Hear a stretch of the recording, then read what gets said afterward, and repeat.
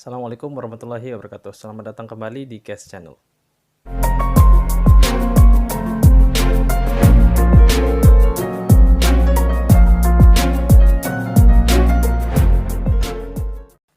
Saya ingin meminta teman-teman untuk menghitung ada berapa kira-kira istilah-istilah yang berasal dari bahasa Yunani. Ya, ada banyak sekali ya teman-teman. Dimana salah satu contohnya seperti ada logos, politik, ya dan lain sebagainya itu. Jadi bahkan nama-nama planet di tata surya kita itu dinamakan dari dewa-dewa Yunani. Diambil namanya dari dewa-dewa Yunani. Lalu pertanyaannya adalah, kenapa banyak sekali kata-kata ilmiah atau istilah-istilah ilmiah yang berasal dari bahasa Yunani?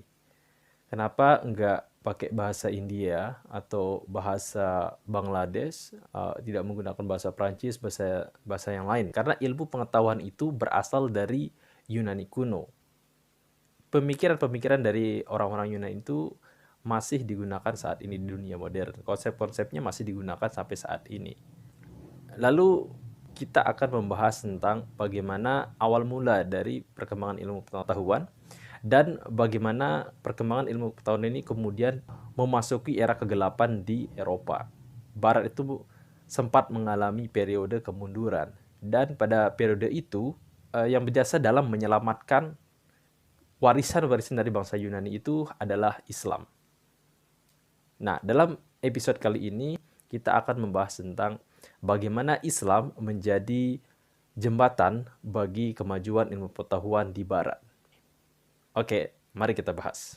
Jadi teman-teman, semua perkembangan ilmu pengetahuan dimulai dari bangsa Yunani, di mana bangsa Yunani ini adalah masyarakat yang sangat berbeda dengan masyarakat yang lain. Mereka memiliki karakteristik yang berbeda dan tidak dimiliki oleh bangsa-bangsa yang lain. Apa karakteristik itu? Karakteristik itu adalah mereka mempunyai sifat skeptis. Apa yang dimaksud dengan skeptis? Jadi orang-orang Yunani itu mereka tidak akan mau mempercayai sesuatu sampai akhirnya mereka bisa mengkonfirmasi dengan mata kepala mereka sendiri. Bisa dikonfirmasi oleh indrawi mereka. Minimal mereka melihat, kemudian mendengar, baru kemudian mereka percaya begitu. Dan tidak serta-merta mempercayai tahayul-tahayul yang di zaman kuno itu banyak sekali bertebaran pada saat itu. Nah, pemikiran semacam ini yang dimiliki oleh bangsa Yunani. Dan ini yang kemudian melahirkan pemikiran-pemikiran logis. Dan kemudian melahirkan metode silogisme. Dan silogisme ini kemudian melahirkan metodologi ilmiah. Begitu. Jadi ini yang dimiliki oleh bangsa Yunani. Selain itu, bangsa Yunani itu memiliki gairah dan rasa keingintahuan terhadap ilmu pengetahuan yang sangat tinggi. Mereka mempunyai imajinasi yang luar biasa yang nggak dimiliki oleh bangsa-bangsa yang lain. Mereka itu senang berpikir kritis. Di zaman Yunani kuno itu lahir para filsuf-filsuf besar. Banyak sekali ya yang ada di Yunani. Salah satu contohnya ada Socrates, Plato, Aristoteles, dan masih banyak lagi. Yang pemikiran-pemikirannya itu sampai saat ini masih dijadikan landasan bagi pemikiran modern. Rumus Pythagoras yang teman-teman pelajari, yang kita pelajari di SMA, di SMP, nah itu berasal dari filsuf-filsuf pemikiran-pemikiran dari orang-orang Yunani kuno. Jadi beribu-ribu tahun yang lalu sudah ada orang yang memikirkan konsep tersebut. Jadi walaupun ya kita sekarang malas-malasan lihat rumus-rumus tersebut, tetapi memang ini adalah awal kemampuan manusia untuk menuju era ilmu pengetahuan yang maju dan yang modern. Nah, akan tetapi semuanya berubah ketika Yunani ditaklukkan oleh bangsa Romawi. Semangat ilmu pengetahuan ini mulai padam atau mulai meredup sejak ditaklukkannya Yunani oleh bangsa Romawi. Jadi Romawi kemudian menyerang bangsa Yunani dan menaklukkan bangsa Yunani itu sekitar tahun 200 sebelum Masehi. Nah, ketika tahun tersebut dikatakan sebagai awal dari masa redupnya keingintahuan, gairah, semangat mempelajari ilmu pengetahuan. Romawi disebut oleh para sejarawan itu sebagai bangsa yang barbar. Kenapa bisa begitu? Mereka itu tidak terlalu tertarik dengan mempelajari ilmu pengetahuan. Mereka gak tertarik belajar matematika, ilmu astronomi, dan lain sebagainya. Menurut mereka yang penting itu mereka punya militer yang kuat dan bisa menaklukkan bangsa lain. Sehingga ketika mereka menghadapi Yunani, maka terjadi perbenturan budaya di situ, di mana bangsa Yunani itu dikatakan sebagai bangsa lebih beradab gitu. Nah, akhirnya ketika bangsa Romawi menaklukkan bangsa Yunani, memang saat itu, pada periode itu, terjadi keteraturan di masyarakat. Semuanya hidup teratur, hidup lurus. Akan tetapi, justru ini yang menghalangi, yang membelenggu bangsa Yunani, yang saya katakan tadi bahwa bangsa Yunani itu memiliki kebebasan dalam berpikir, dan akhirnya mereka hanya hidup nurut aja, teratur begitu. Dan ini kan bertentangan dengan sikap asli atau karakteristik asli dari bangsa Yunani yang selalu ingin tahu, berimajinasi begitu, dan kemudian mereka dihadapkan pada situasi masyarakat sosial yang lurus-lurus saja begitu, dan ya ya menurut mereka membosankan lah begitu. Ngapain kita repot-repot berfilsafat kalau kita sudah hidup dengan damai? Nah, kira-kira begitu yang ada di pikiran bangsa-bangsa Yunani ketika ditaklukkan oleh bangsa barbar, yaitu bangsa Romawi. Pada era penaklukan Romawi terhadap Yunani ini, lahir kemudian filsafat-filsafat yang mengajarkan tentang kepasrahan. Akan tetapi, dari segi politik memang ketertarikan bangsa Romawi terhadap militer, ya prioritas mereka terhadap militer justru memberikan dampak positif pada bidang politik, karena mereka bisa memperkuat militer mereka untuk menguasai wilayah-wilayah yang ada menguasai wilayah-wilayah yang lain, dan memperluas jaringan mereka, memperluas imperium mereka. Ini terbukti dari kemampuan bangsa Romawi ini dalam berperang dengan sangat baik. Ketika mereka berperang itu, mereka mempunyai formasi yang sangat ditakuti oleh lawan. Nama formasinya disebut sebagai formasi testudo. Nah, dalam formasi testudo ini, para prajurit Romawi itu akan membentuk kayak kura-kura. Jadi mereka akan berlindung gitu, dan ini membuat pertahanan mereka itu sangat sulit ditembus. Dan ketika bangsa Romawi sudah mulai menerapkan formasi ini, maka lawan-lawannya itu akan langsung takut begitu untuk menghadapi bangsa Romawi dengan pertahanan yang sangat luar biasa itu. Selain itu, siasat perang yang dikembangkan oleh bangsa Romawi juga ada yang disebut sebagai formasi Spang. Nah, dalam formasi itu, para tentara ini kemudian membawa tombak yang sangat panjang. Bisa dilihat dari gambar berikut ini. Dan ketika tentara ini sudah mulai menggunakan formasi tersebut, nih musuh-musuh ini langsung takut duluan, langsung gemetar duluan, karena sudah terkenal begitu akan kekuatan dari militer ini. Dan formasi Spanx ini memang diadopsi dari tentara dari Sparta, yang kita tahu bahwa Sparta juga merupakan bangsa yang memiliki tentara yang sangat luar biasa dan ditakuti. Nah, ini yang kemudian memberikan keuntungan bagi bangsa Romawi dan bisa menaklukkan negara-negara yang ada di sekitarnya begitu, dan memperluas wilayahnya. Bangsa Romawi ini kemudian berhasil menaklukkan Yunani yang memang pada saat itu di sekitar abad 200 sebelum Masehi itu memang masih dalam bentuk negara-negara kota. Jadi bangsa Yunani itu terpisah-pisah. Mereka enggak bersatu begitu seperti bangsa Romawi. Dan ini yang memudahkan tentara Romawi untuk menguasai Yunani seperti itu.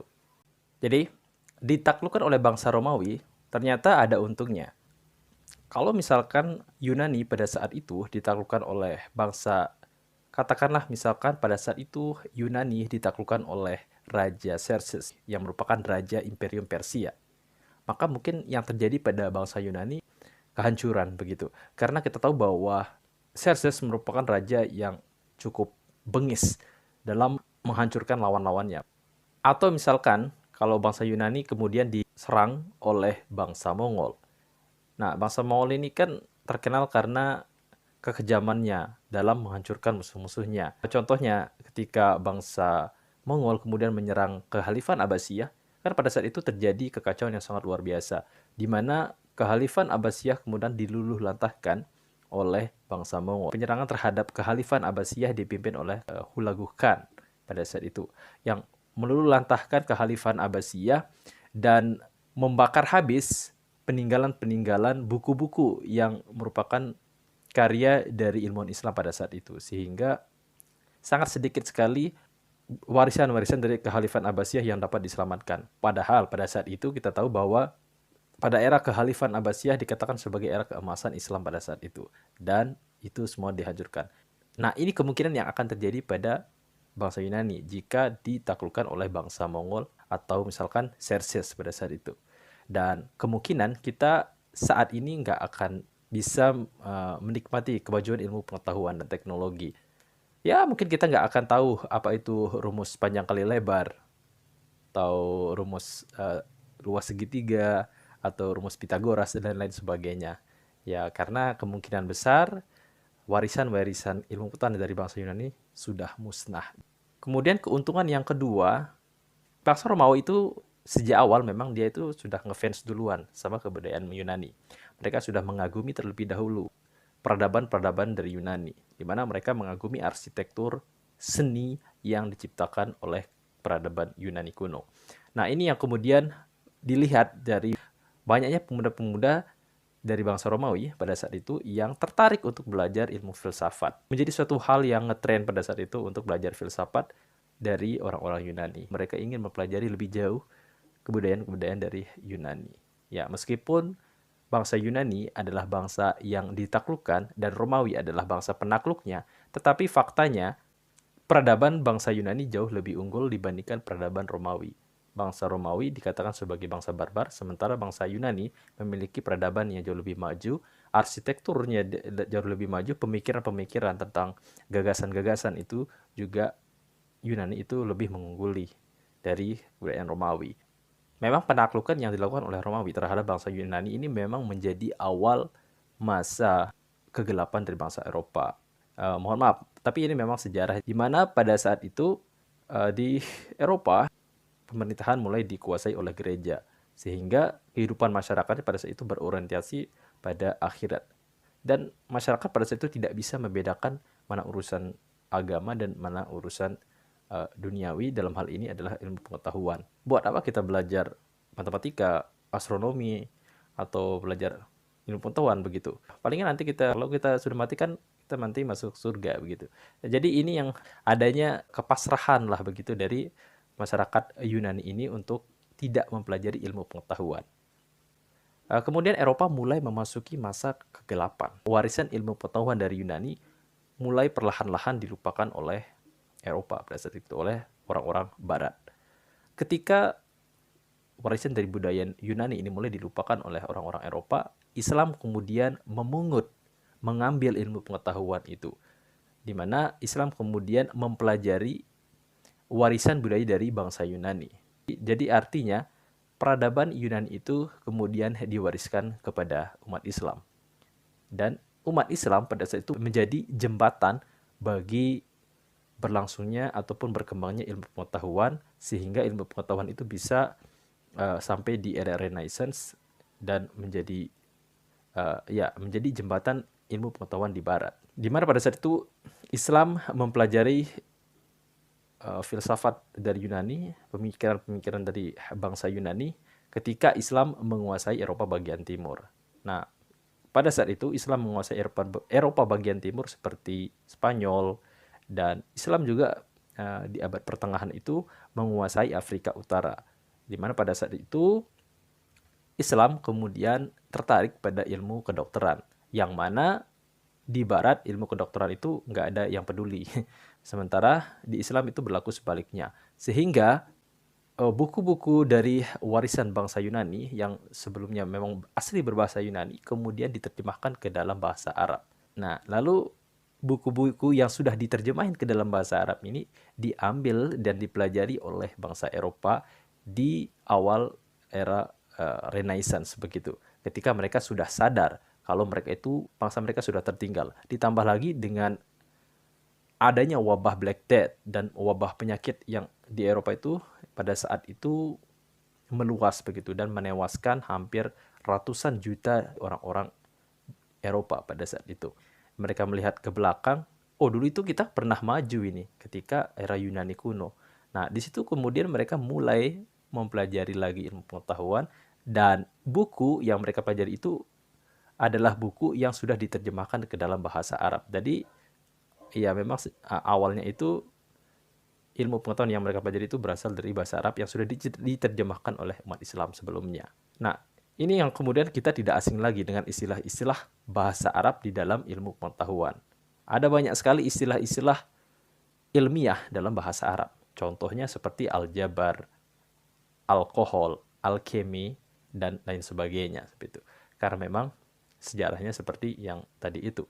Kenapa Islam kemudian pada saat itu di abad pertengahan itu bisa maju dalam ilmu pengetahuan? Ya karena mereka sangat terbuka pada saat itu. Umat Islam itu sangat toleran.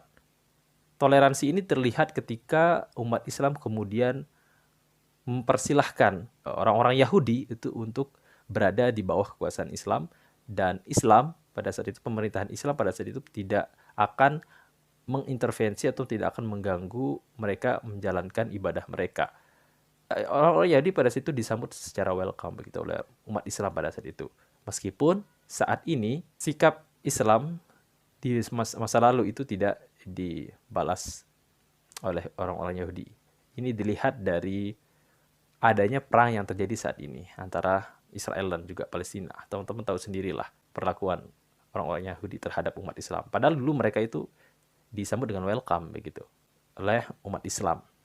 Jadi Eropa kemudian mulai bangkit dari keterpurukan mereka, dan dari era Renaissance kemudian ke revolusi Prancis, dan akhirnya mereka bisa mengembangkan ilmu pengetahuan dan menjadi negara maju. Nah, hal sebaliknya berlaku pada Islam. Islam justru saat ini mengalami kemunduran dalam ilmu pengetahuan.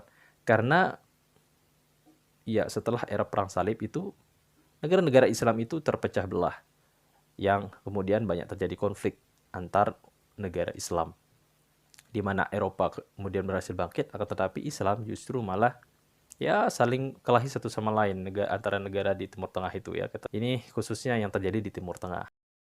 Sekian dari saya. Terima kasih sudah menyaksikan, dan wassalamualaikum warahmatullahi wabarakatuh.